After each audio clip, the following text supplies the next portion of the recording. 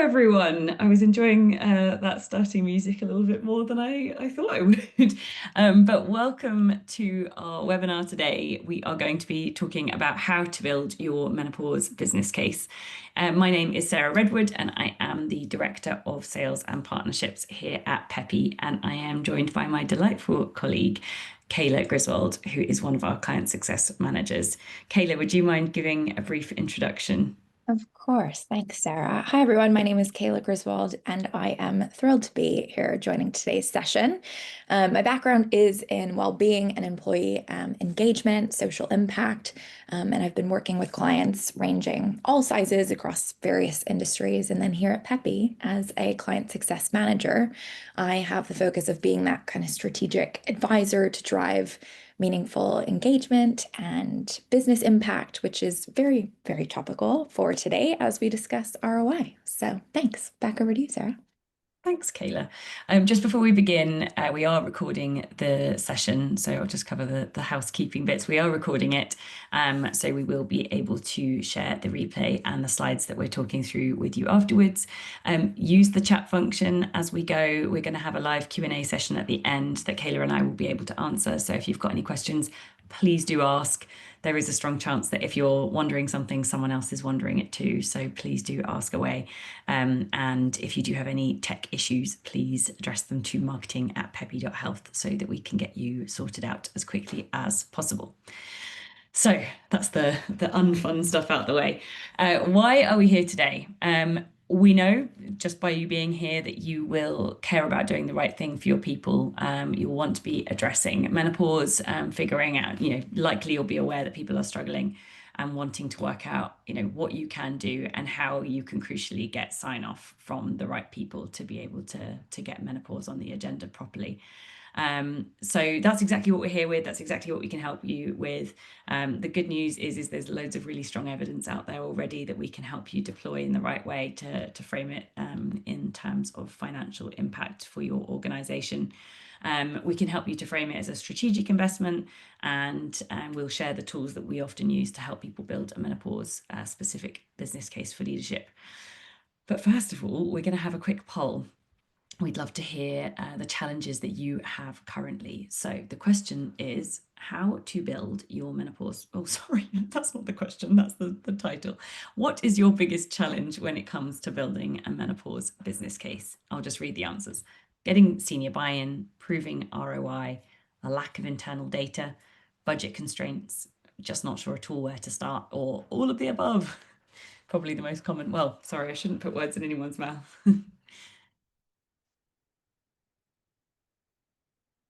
Okay. Okay, so yeah, hopefully I didn't plant this too much, but yeah, the most common answer is all of the above and not sure where to start. So that's really good. We can help with all of the above, and we can definitely, this is a great place as to where to start. And then a few people saying getting senior buy-in, lack of internal data and budget constraints. So you are far from alone is the good news. It's exactly as we would expect, and we can look at why this is such an important moment to act.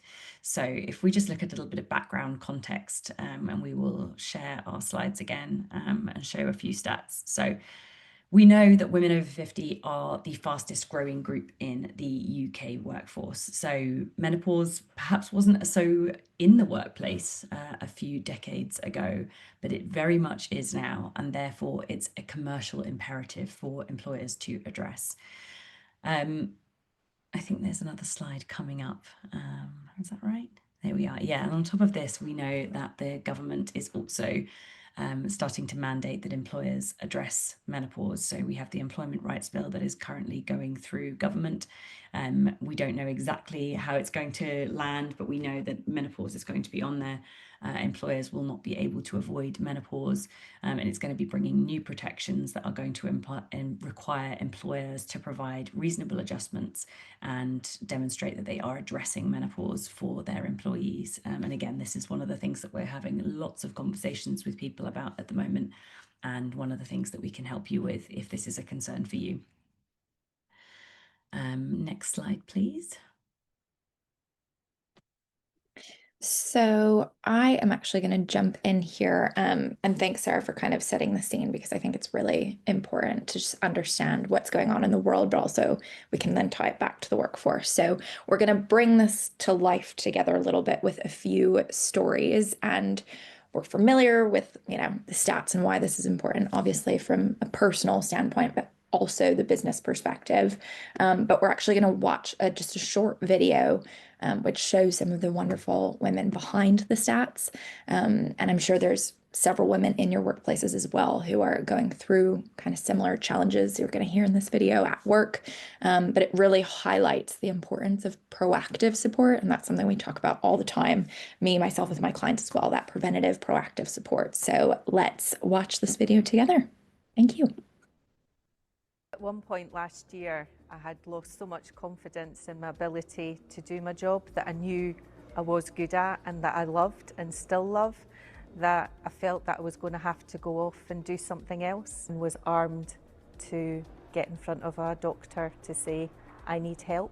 Really helped me provide some personal information about HRT, but also about those questions that you didn't maybe want to ask your friends and family about sex or libido or what that means going forward. I would absolutely recommend it to a colleague. It really does stimulate conversation. I started experiencing extreme menopausal symptoms. It was a period of my life when I struggled with normal daily life and work routines. This support could not have come at a better time. I found tons of trustworthy information and support from a practitioner who gave me great guidance. It's helped me with recognizing my symptoms, managing them. It's helped me prepare for that scary GP appointment. It's keeping me fit. Thank you all for watching that. So obviously, each of these stories kind of pulls in this human challenge. But when these personal human challenges are left unsupported, it really does become a business challenge. So sick leave, disengagement, turnover, and of course, loss of leadership talent. So I have this quote I wanted to share as well from one of my incredible clients, British Airways. When this employee was going through menopause, she actually left her job, not because she wanted to. She didn't feel supported. And so after she returned, joined Peppy, she was able to access clinical guidance. She had continued symptoms that she needed support on, and was able to re-engage with her work. And that's a huge retention win. And the takeaway of this is that if that support had been there in the first place, she said that, she would not have left BA.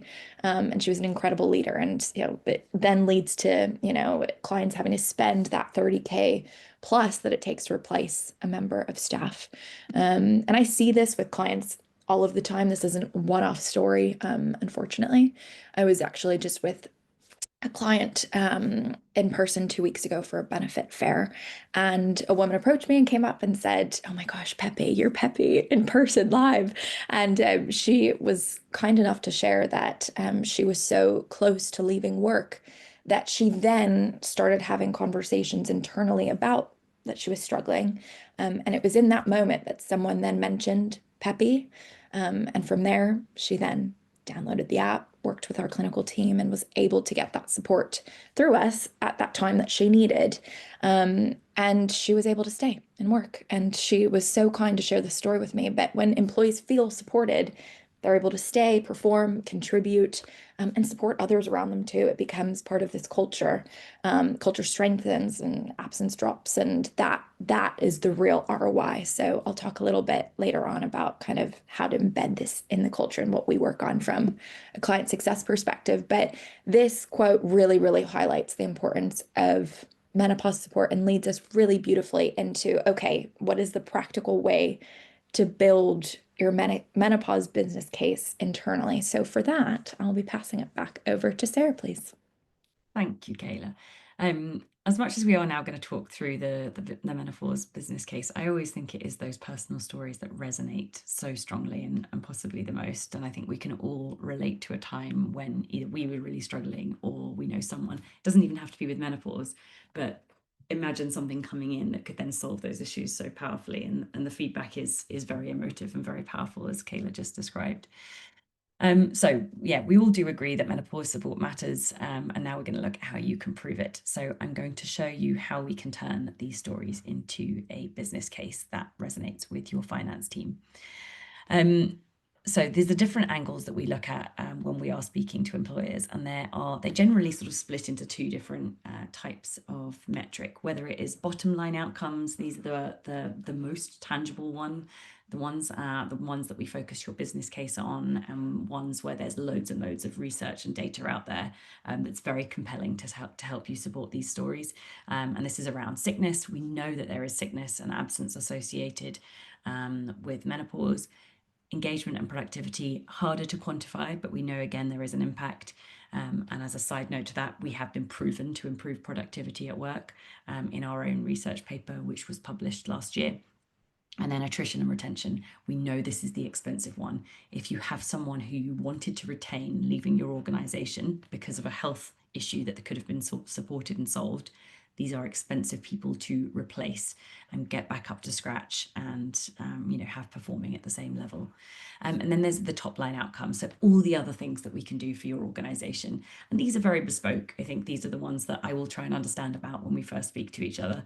Is it that you have identified gaps in your health and wellbeing offer? Is it that you want to ensure you have a competitive benefits offer for your employees and lead on that employee value proposition? Or do you have other targets like the gender pay gap? Arguably this could be more of a bottom line one. It's much more measurable and tangible. But these are the types of things that we will be able to support with. So if we go on to the next slide, how do we actually do this in practice? So when we're speaking to you, we'll take you through the exact steps that we go through when we're speaking to someone who is interested in bringing on menopause support. First things first, we want to make sure it is bespoke to your organization. So we ask for your demographic data. We obviously support menopause among other areas. So for the reference on this slide, we also support pregnancy and parenthood, fertility, men's health and women's health. So we'll often ask for a broader picture of demographic data that you can see on the left-hand side of this slide. But the one that refers to menopause is the number of women aged 45 to 55, and then the total number of employees in the UK.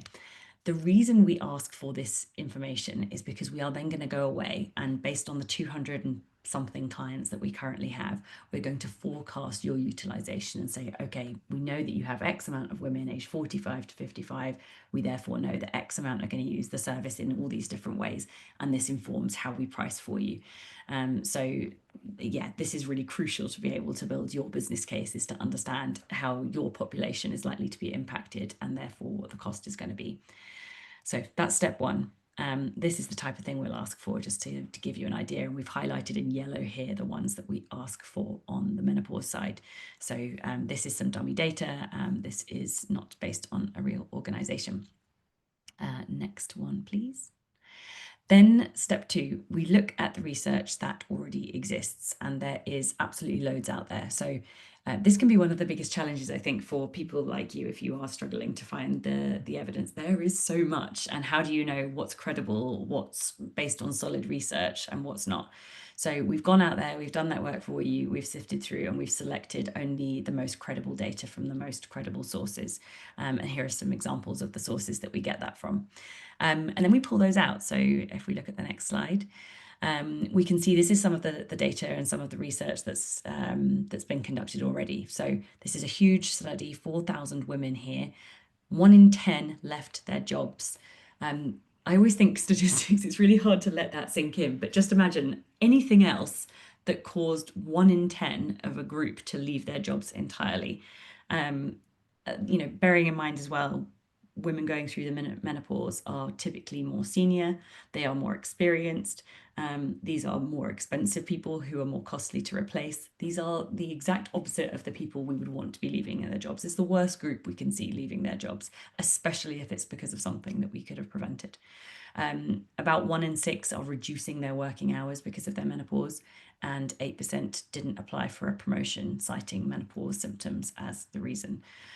So again, just to give you an idea of what's going on behind the scenes. Next slide, please. And that's just a few stats. There are loads and loads of others. So we've got sickness, engagement, productivity. Look at the stats on the slide here. Brain fog. I think we've all, regardless of whether you've been through brain fog or not, we can all relate to that day where you wake up and you just can't focus. You're not on it. You feel foggy and unclear, and no output is coming out how you want it to. Imagine that for 78% of an age range of people over a minimum of a 6-year period, sorry, an average of a 6-year period, and feeling that way day after day and not knowing what it is or what you can do about it. And we can help. We just need to get them to the right person. And sick leave as well is a really key problem. So we take all of those statistics that have already been done, and then we apply that to your population. So we say, if you've got X amount of people in this age range, how does this show up for your population? And again, here's an example with dummy data here of how it may show up. So we'll say, of your population of however many women in the age range, this is how it might be affecting you. This is how many people might be taking sick leave. This is how many people in your workforce might be experiencing brain fog or difficulty concentrating. What a word to stumble on. So yeah, we try and make it relevant for your workforce. So once we've done that, and I think this is often where, I'll pause and say to people, what do you think? How does this feel versus what you're seeing on the ground day to day? And most people say, wow, I had no idea that this was a picture of how our people might be struggling right now, or just how many people might be impacted internally. And then what we look to do, if we go on to the next slide, we try and quantify it. So we say, what's the cost of all of these things that we've just seen if you do nothing? So how are these areas showing up for you financially? And to do that, we need your average salary. So we ask for your average salary alongside your demographic data, and then we try and quantify it. So we say, if we can see that number of sick days that we saw on the last slide, what does that cost your organization? And the dummy data we've used here, the average salary is 35,000. It might be lower, it might be higher. Obviously, the higher the average salary, the higher the average sick day costs and the higher the attrition costs are to your organization. So we're trying to give you, again, we know this is not going to be 100% to the pound accurate, but if we're giving you a range of what the impact might be if we do nothing, this is what it could look like. So you can see there sickness and absence quantified, and then attrition and retention. We know this is a really expensive thing for organizations. And for this organization, you can see it's coming out at around the £1 million mark. What you might notice from this slide is we've just focused in on sickness and absence and attrition and retention. So this is not factoring in all the other ways that menopause might be impacting your organization. Productivity, I referenced at the beginning of the call that it's a really hard one to quantify. So we tend to put that as a range and say it could be, someone's just a little bit below where they'd like to be, or maybe they're, we've all heard that expression, they're at half mast, or I'm working at half mast. What does that look like? Next slide, please. And then we add it all together. So we say, okay, this is the cost of absence, this is the cost of attrition, this is what the total cost of inaction is, and then we'll give you a range for productivity and say, we don't know where it's going to be in here, but there's probably another cost happening to you as well. There's probably another area of impact. And what does that look like if someone's just below range versus at half mast, as we said? I'm about to move on to the next slide, but I also just wanted to take a minute to remind everyone that you can put any questions as I'm talking through all of this. If you're thinking, anything or wondering anything, please do put your questions in the Q&A and we will come to it in 10 minutes or so. Finally, step 6, we will say, okay, so now we've got the idea. We know how these areas are impacting you. We know what the cost of these areas are impacting you. What do we need to achieve together before we are delivering a positive return on investment? So here, what we've done, as we've gone through the earlier slides, is we've zoomed out. We've said, let's look at brain fog, let's look at productivity, let's look at sickness, let's look at attrition. Now we're going to zoom back in again and say, if we just focus on one thing, what do we need to deliver to get you a positive return? And for that, we tend to look at attrition because it's expensive and typically we don't need to get very much before you are delivering a positive return. So if we go to the next slide, this is what we'll typically get as an output. And sometimes for some organizations, we just need to retain one person. For this dummy data, we've suggested it's just 3. And when you look at that in the context of 84 people may consider leaving, they may leave, that's what the data would suggest is going to happen. 84 people leaving, and we just need to retain 3 of them, and then you've delivered a positive return on investment. this seems to go down very well. I think leaders, CFOs, finance teams, they understand the talent costs. And if we are able to positively impact that, I think that framing really helps them to get behind onboarding a benefit like this. And then obviously we can go zoom back out again and say, and that's not even factoring the impact on absence, that's not factoring in the impact on how positively they feel about working here, or their productivity, culture, and so on and so forth. Next slide, please.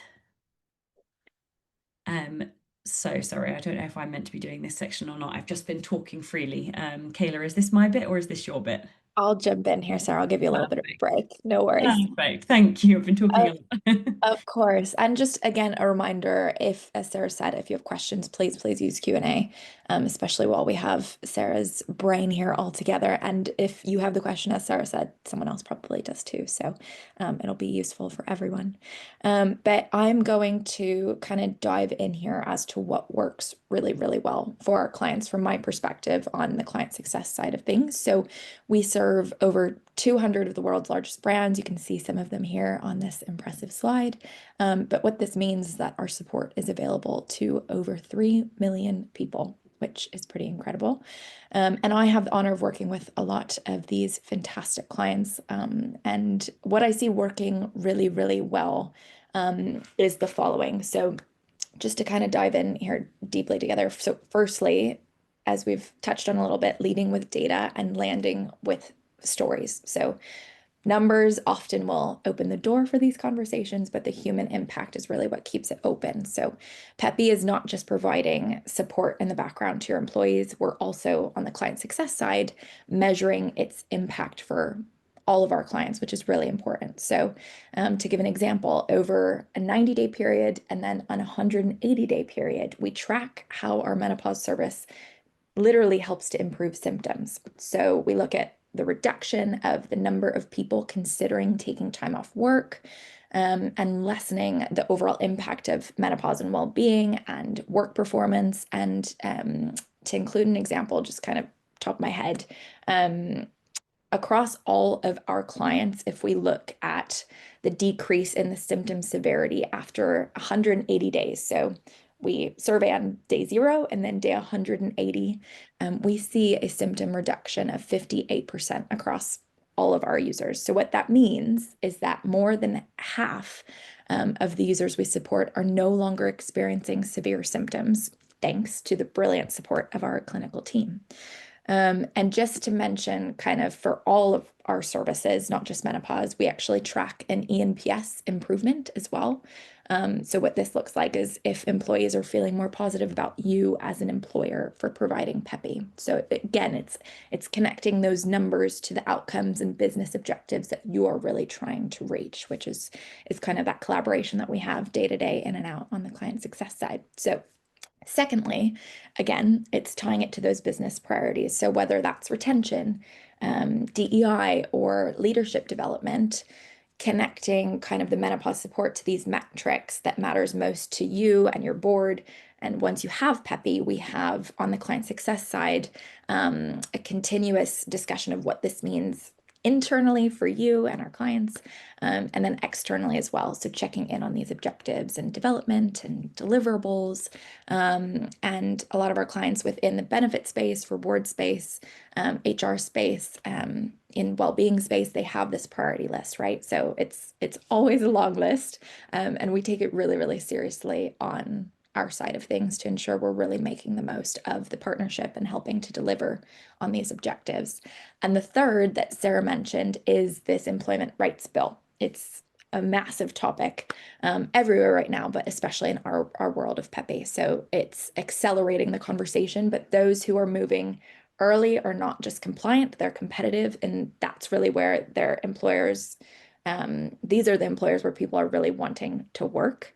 And several of our wonderful clients actually landed on the top 100 great place to work in the UK list. And that is no coincidence, because they are the ones putting in this time and effort and money where it really matters most for their people.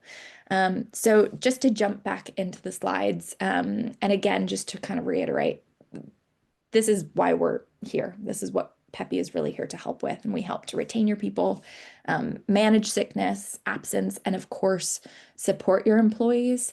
What I wanted to do as well is just pull together an example of one of our clients. So if we look at Santander here, this on the right side, you can actually see some of those specific numbers and objectives that we track on our end on the CS side. So I won't go through all of these, but just wanted to kind of call out one here that's fantastic. 90% of employees felt more positive about Santander, their employer, as a result of receiving menopause support from Peppy. So again, just brilliant to be able to, on our side, to kind of track these numbers across time and over time and see how they shift based off of the work that the partnership does together. So we are going to take a pause. I know we've been saying submit questions and thank you to those who have. I have been seeing a couple come through. So we will get to those now, if that sounds good. I have one of the first questions that I saw come through. Sarah, this is probably a question for you. It's regarding C-suite. So how can we get the C-suite on board? Really good question. And this is what I spend a lot of my days doing. So as well as going through everything that we just saw on the earlier slides, but bespoke to your population, there are loads of different ways that we can speak to your C-suite depending on who it is in the C-suite and what's going to resonate for them. So again, this is the type of thing that I'll want to understand when we first start speaking together. You know, what are your company objectives? What are the key things that are making you want to address menopause or come and speak to us? And then there are loads of different ways that we can help you to take it to them. So we can support you with decks, we can support you with executive summaries, we can support you with a high level overview. Again, we can tailor it to your organization. So we make it as relevant as it can be for you. We can come and do sessions for them. I've, been in every imaginable environment trying to help support this exact question. So again, it's very tailored, but there are lots and lots of things we can do to help. Brilliant. Thanks, Sarah. Next question is one I've definitely heard before. Once we've got buy-in to provide a service, when it comes to reviewing impact, it's hard to prove positive impact because of poor internal data. Any suggestions? Really, really good question. When it comes to engagement, especially, we often hear, and Sarah, especially from your perspective, how, we don't currently have great internal data and, how are we going to get people to know about Peppy and use it? And from my perspective, this as a client success manager, this is a really, really big part of my role. So we don't just launch Peppy and then hope people find it. We are constantly running comms planning sessions with each client to really build tailored engagement plans. And then we're actually also adjusting over time. But we know as well that the data that we're able to collect, that I kind of pulled out a couple different stats on, we're able to use that to help you tell that story internally. So even if you're not able to track that data on your side of things, that's really where Peppy can come into play with some of the surveys that we're able to do. And also feedback. We're constantly getting user feedback about people's experiences using Peppy. So once we do have that buy-in, great, check one. But when it comes to reviewing its impact, that's really where we as a CS team come in to make sure that we're, at our quarterly calls, that we're reviewing together what is the impact and what are the numbers, and then what's the next step. So again, as I mentioned, we're kind of always looking at creative ways to reach people. So whether that's partnering with ERGs internally, looking at new ways. I know a lot of people are moving away from email communications. And so, how can we tap into digital screens and all of these creative ways to really see what's working and how we can optimize it. So to kind of tie this back, Peppy, I'm constantly working with my clients to figure out how to really embed it into the culture. And it's not just another benefit on the list, but when it comes to, again, telling and consistently proving that positive impact, that's where we can step in to provide you with those numbers. So hopefully that helps to answer that question that's come through. Thank you. Sarah, anything to add to that on your side? No, it's exactly right. Leave it to us. We can help you. We can't obviously get your sickness data. We can't get your attrition data for you, but there is so much we can get. Absolutely. I have one more here, Sarah, that let's see. How does the employment rights bill change expectations? I think it changes expectations because it is mandated. Suddenly menopause has to be on your agenda if you've got 250 employees or more. So, you know, we already work with a couple of hundred employers, organizations who are addressing this. But suddenly it becomes a must-have. It becomes a hygiene product. You know, there are a few things that we all know we have to have on, or you all know you have to have on your benefit stack. You have to provide, you know, a pension, and you know, high on the list is an EAP. Suddenly menopause becomes up there as just as much of a priority. And I think that's really exciting for women. I think that's really exciting for society, and it's the right thing to do. So it's changed the scene in a big way. Amazing. Let's see. Any more come through? And thank you everyone to those who have submitted questions. Let's see. I have one more just around, internal data. Again, if you don't have much internal data, that's okay. You know, you don't need to be coming to us with internal data ready to go just to prove the business case. That's really where, as Sarah said, we can step in from that business case building perspective to help service that. So yeah, again, great question. That's all I see for now. So we'll keep an eye out for questions, but beautiful thing is we're not going anywhere. So if questions do come to mind and you want to reach out and ask anything, please, please don't be shy.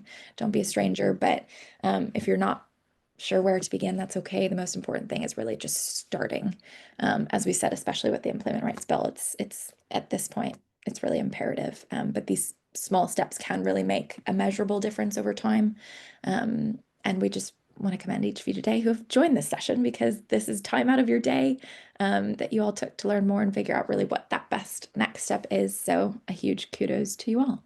And with that, I'll pass it back to Sarah. Thanks, Kayla. Yeah, if anyone isn't sure where to start, we would just love to see you and speak to you firsthand. I really encourage you to lean on us. This is our bread and butter. This is what we spend our days doing, day in, day out. So if you would like to see similar data to what we've shown above for your organization, you can just scan the QR code here. And we will be happy to run through the service. You know, maybe it's the other service areas that you're interested in as well. And what the impact will be for your organization, the cost obviously of deploying something like PEBI, and then crucially the return on investment. So yeah, please do book a call and we'll be happy to run through it for you. I think that's everything for today. If you do have any questions you want to ask us, please do get in touch afterwards. And if not, a big thank you to you for joining. A big thank you to Kayla for co-hosting. And we will let you all get to your lunch. Thanks, Thank everyone. you.